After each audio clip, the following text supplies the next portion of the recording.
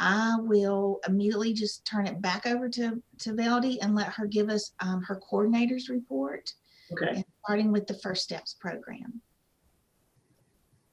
Okay. You all should have received this on yesterday, and it's just a general report of kind of what is going on here with the Family Connection. Um, we are still moving along pretty well here. Um, and just wanted to give you some highlights and starting with the First Steps program. That program started back up with this new contract here on October 1. And so we are just finished up our first quarter. We are projected to serve 150 families this year. And that's new families in addition to the, I guess, probably over 1,000 we've served so far since we started. So we are projected to serve 150 new families this year. And for quarter one, we've served 33.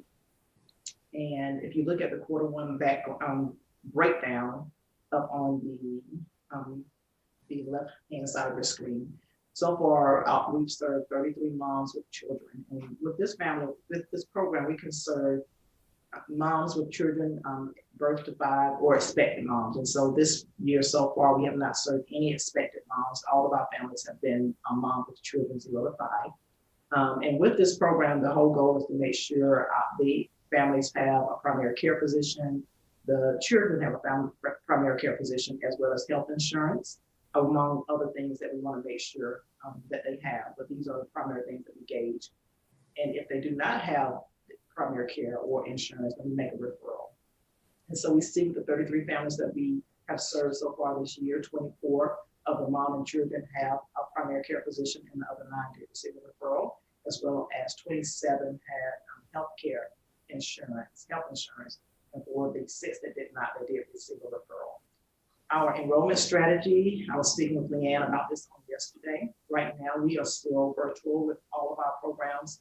And with the First Steps program, it's a little more challenging to find families because it's a one-time, just on the spot, kind of asking some questions and getting them referred and giving them an information package of resources in the community.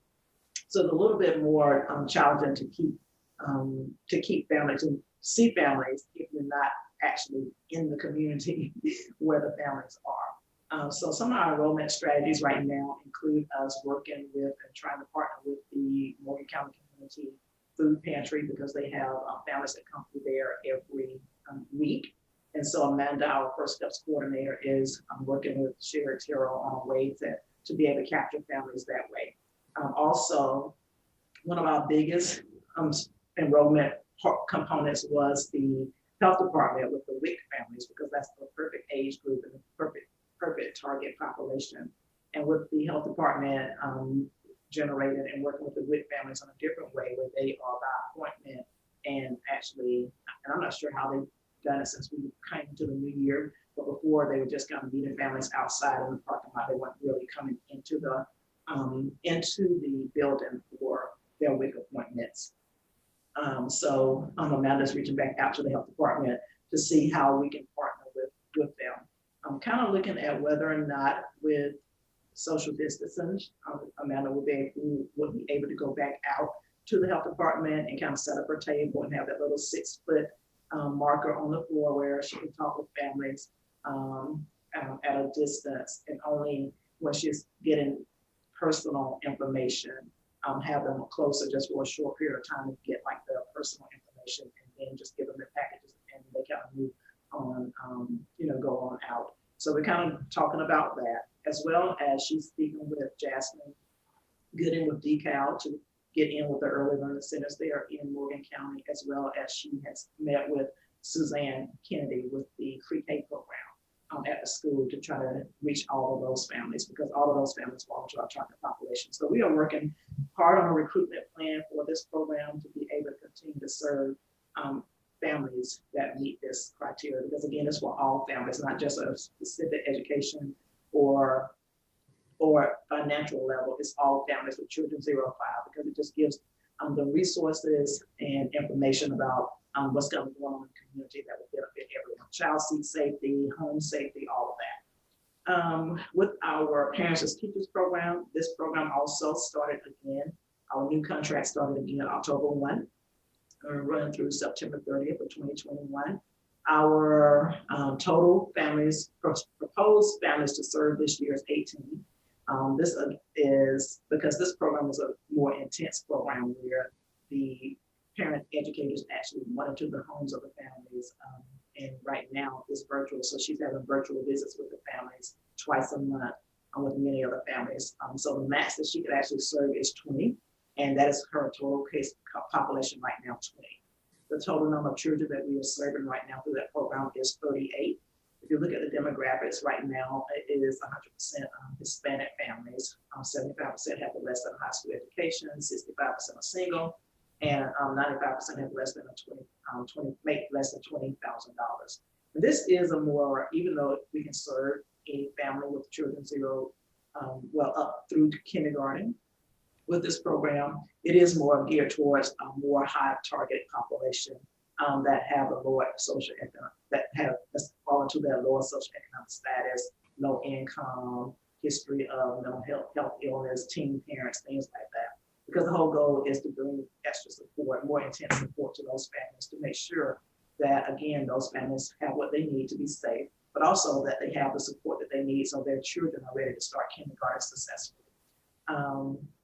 Again, right now, all those services are virtual, and we will continue that at least through March, just to until we get more data about kind of what direction this the COVID-19 pandemic is going. But this program is still running very strong. I did speak with Maria, and she states that we pretty much have exhausted the Hispanic population, which was one of the population that we were focusing on, and that we would need to come up with a recruitment strategy to reach other families. And so we are coming up with a recruitment plan to be able to reach and target other families, like possibly getting in feedbacks. And those families that they screen out, they may get a referral, and those families are screened out because there's not significant evidence that there was abuse, but those families may benefit from some extra support. So we're looking at them, and also at the same strategies that we're looking at for the first steps. Trying to get in there with the pre-K program, the Head Start, Early Head Start, the community food pantry, things like that. Our delivery for quarter one, our parent educator in those 3 months, she did 101 home visits, or should we say virtual visits, made 37 community referrals, had 3 group connections, and again, those group connections were virtual. She just comes up with a topic based on kind of what she thinks the family needs. It's like a support group for the families, and did 27 developmental screens. And this is very key because those developmental screens are screening those children that may not have been screened before they got to kindergarten. And I think we, even this quarter, have identified 3 families that were referred to Babies Can't Wait because of some developmental issue.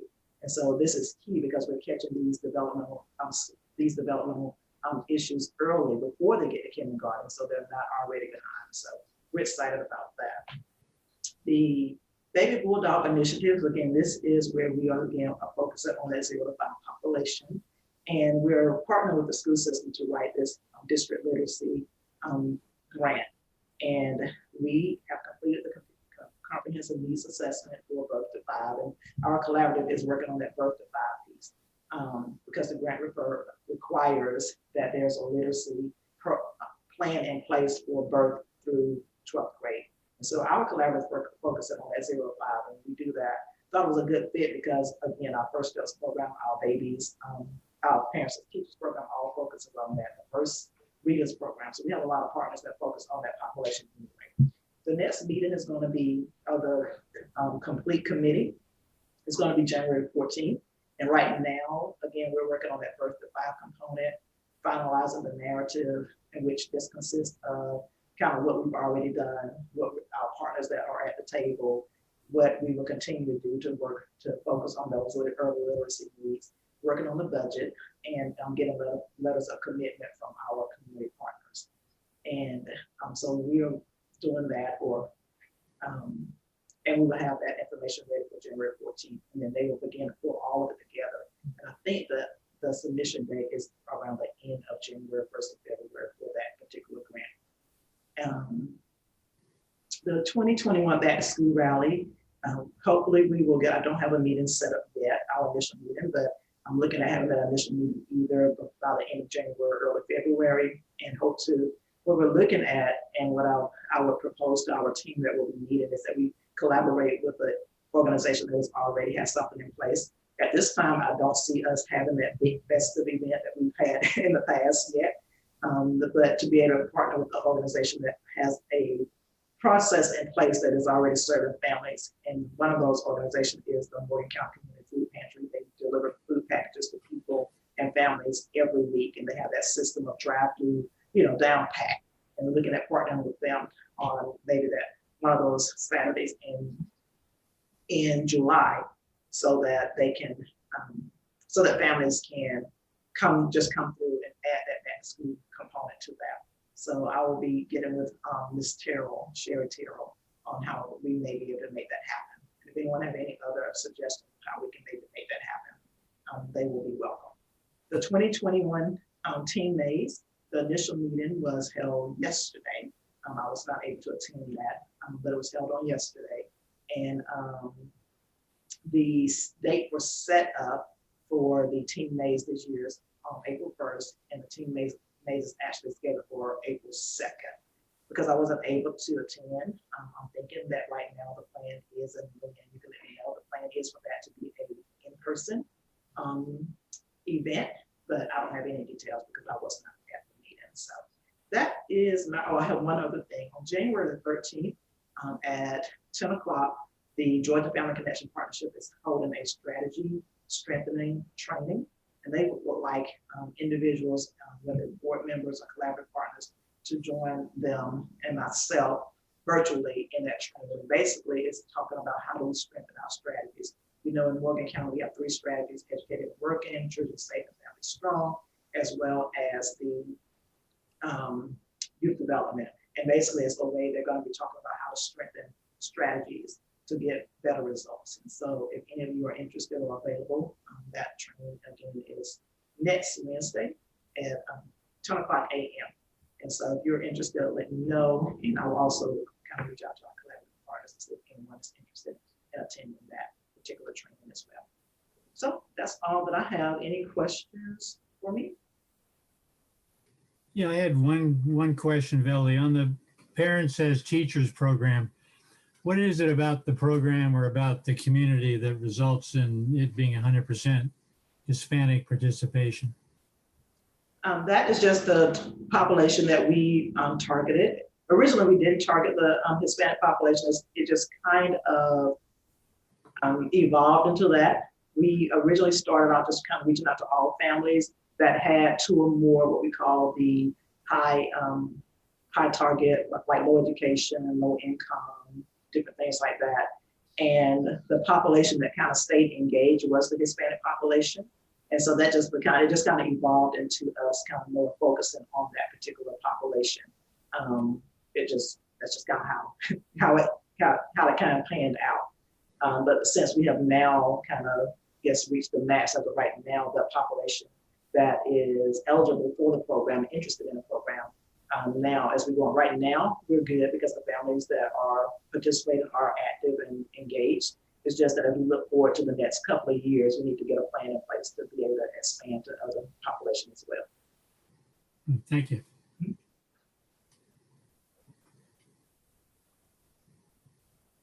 All right, thank you, Velde.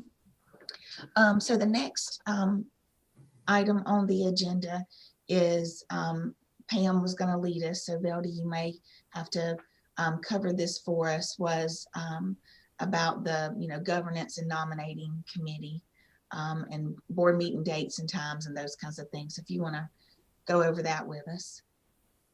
Okay.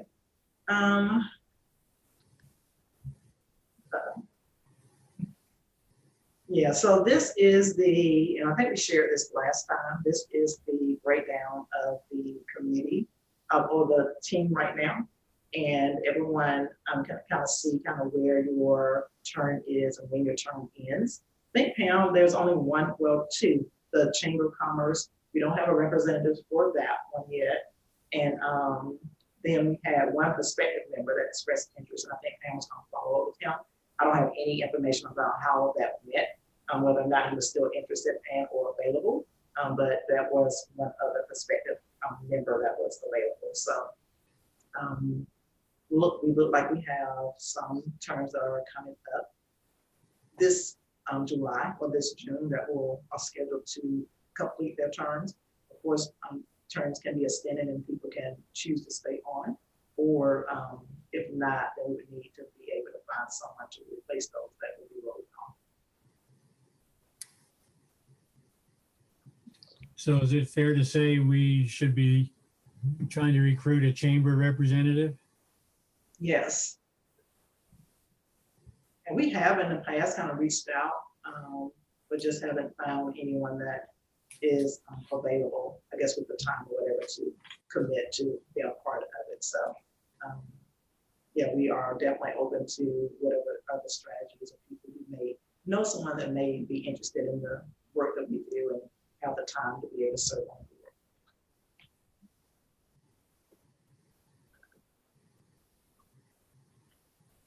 board. And then I think on down in the packet, you had the dates for the rest of the year's meetings, collaborative meetings. And we know that the February 16th and March 16th one will be held virtually. You had mentioned doing virtual through March 31st. Right. Yes. So, and we just got word yesterday, this doesn't affect y'all, but for us as extension, we can't have any in-person through February 15th. So I don't know what's special about that day, but so, you know, people are looking at data, you know, and making these decisions. So it's certainly understandable. And then I know our next board meeting will be March 25th. So that falls within that kind of that timeline. So that one we'll do Zoom as well. So and I think let me get back to the original agenda. I think that covered everything under Pam's area. And again, Dr. Myers was not able to be with us. So Veldy, if you want to go over the finance reports, the budget reports. Right.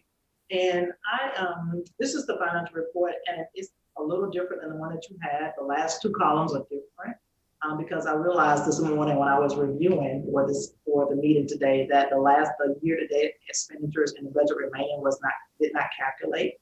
So you'll just see on your screen where I just went in and reformulated those formulas so that the year-to-date expenditures and budget remaining calculated. But for the top one, the Family Connection quarterly expenditure report, you'll see for quarter 2 that regular services, we spent $100, and that just included just regular operating services. The contracts, $11,169.95, and that's where my salary comes out as a contractor. And then telecommunications, for phone, internet, things like that, was $452. The First Steps expenditure report is next, and and you'll see on the first column of all of them the approved budget, and then you'll see what we have expended. So expenditures for the first 6 months so far. And with the First Steps program, we get reimbursed every 6 months. And so just for the first 3 months, this is where we're at without spending. 1514 for contracted services. So that's for Amanda and her salary that she gets as a contractor. And then for printing supplies, we spent $124 for that. And then the last one is the Parents as Teachers program, the contractor clause, which is Maria's contracted salary so far for the quarter, $74.25. Direct service costs, which is things like what's needed for group connections, paying for the Zoom services, things like that, is $605.55. And other costs is just like supplies, printing, and things like that, 102. Then administrative costs, which is the portion of my salary that is directed towards this grant was $14.85. So, and that goes towards the required match for this program. Are the numbers on the screen, Veldy, updated from the reports that were copied to us? Is the number, the most current is on the screen, Correct, yes, not what was emailed, okay. yes, So you'll be sending that out to us again? yes. Okay, thank you. Any questions over this? This is one of those reports that would need a vote by the board to approve. But since we don't have a quorum, it would have to be, when I send it out again, it can be, and Leanne, I can send it to you, that then you can distribute it to the board members for approval. All right. That sounds good to me. Next up is old business, and you didn't have anything. Does anyone else have any old business that we needed to talk about? Okay, so we'll move into new business, starting with the responsibilities of a Georgia Family Connection Collaborative. Okay, you all should have received this, and I'm not gonna go through and read it word by word, but each year, as we get ready to go into a new year, the Georgia Family Connection Collaborative Partnership asks that each collaborative sign this, just so that each board member, the collaborative partners know what is expected of their local collaborative or just collaboratives across the state. And so this is just a refresher each year that as we go to get ready for the next fiscal year, that this is a part of what is expected. So it has the collaborative part, which is everyone that meets together and is a part of the collaborative. All of our partners, all of our partners and everyone that's a part of the collaborative. Then it has the governing body, kind of what your role is in the collaborative process. And then it has my role as the collaborative coordinator, executive director, what is my responsibility in this. And so again, it's just a reminder each year so that everyone would know what's expected, so that every collaborative is operated on the same level of excellence. So, and we've already signed this, I've signed it, and Leanne has signed it as well. So we'll get it submitted with our other fiscal agent with our responsibilities later this month. And I think you have till February 15th to submit that. Is that Yes. correct? Okay. So And it will go in with this next form here, the fiscal agent designation and acceptance. And this is something that the fiscal agent has to sign, and our fiscal agent that handles our funding is the Board of Education. And so I've already sent this over to them for their signature on this, and Leanne has already signed it as well. And again, I don't see, every year they sign this for the last, about 10 years since they served as our fiscal agent. I don't see any reason why they would not sign it again this year. It's usually just a matter of getting it to them and them getting it back to us. Just agreeing that they will continue to handle the finances for the Northern County Family Connection on here. So once I get that back, and again, it's February 15th is the date we have to have all this information through the Georgia Family Connection Partnership. So we'll be ready for fiscal year 2022. Okay. All right.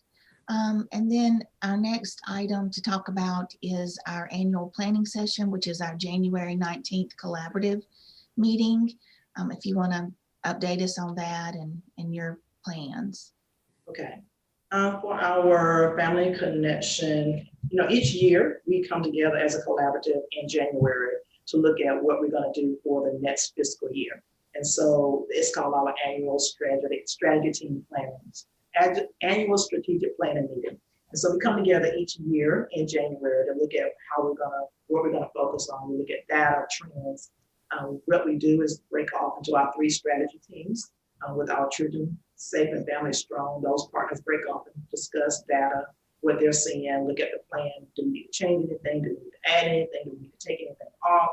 Is there a emergent issue that really should take precedence over everything else? But anyway, so our partners kind of look at that data, trends, previous plan, and then make recommendations to go into for FY22. We do that for each strategy, educated and working, and youth development. partners are split off according to their interests. And so we do this every January, and then once they give me that feedback, I formulate a plan and submit it to Georgia Family Connection Partnership for them to review, and then give it to the board for our final approval. That what we're going to focus on. So that is scheduled for January the 19th in lieu of our regular collaborative meeting. Sonia Hope has reached out to me before the end of the year to talk about the Georgia Family Connection wanted to come into each collaborative and kind of share data, how to use data in formulating the plan. I shared with her that we were going to be looking at data anyway on the 19th, and whether or not those two could kind of be merged together. I reached out to her again to see if that was the plan that she wanted to still kind of go on, or if she could want us to move on the way that we have been doing it. Because she said she knows that in Morgan County, we have a really good way and a really good plan in place of sharing data and looking at data, but all collaboratives don't have that same really strong plan. So she said, anyway, I'm waiting for her to let me know kind of how she wants to move forward with that. And the way that we usually do this is that we have board members to facilitate each strategy team. So we have a board member to facilitate the educated working component, someone to facilitate the children safe and family strong, someone to facilitate the youth development. And so we would need you all again, if you would, to kind of look at how you want to, if there's a strategy that you want to look at and facilitate. The meeting usually lasts about an hour and a half, 2 hours, with the strategy teams in place about 45 minutes. And it really is the facilitators just kind of facilitating the discussion. And the partners look at the data and just kind of taking notes and keeping the conversation moving.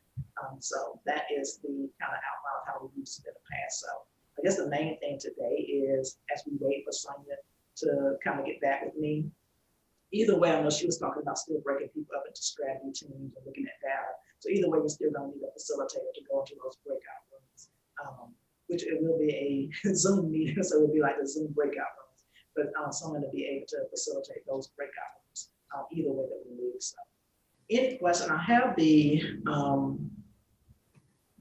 outline of kind of the agenda based upon how we've done it in the past, and again, this may change based upon conversation with Sonia. But the agenda is pretty much like this. We will have the call to order, and then we will highlight key updates. One of the things that will be, of course, is the teammates, because people need to know about that.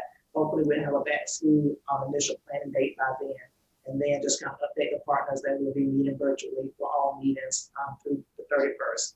And then that responsibility of a Georgia Family Connection partnership, I will have emailed that out to partners before this meeting, and just kind of go over kind of why we're meeting for our annual planning purposes, because our annual planning is what the collaborative wants it to be, kind of what we're going to focus on based on partners, so let them know they have an important role in that. Leanne will just kind of cover the kind of overview of the collaborative and background, and then we break out into our breakout rooms. And then basically come back together, kind of debrief, and then we are adjourned. And so usually, like I said, that process lasts about an hour and a half to 2 hours. We usually try to be out of there by 10:30, sometimes we may run a little bit over. So unless, again, Sonia wants to do something different, this is the outline. So any questions or anything you wanted to share? Veldy, I usually am one of the facilitators of a strategy discussion. I think it's Educated and Working that I've facilitated for the last couple of years, but I have a standing meeting now at 9 a.m. on Tuesdays. So I unfortunately won't be able to do that this time. Okay.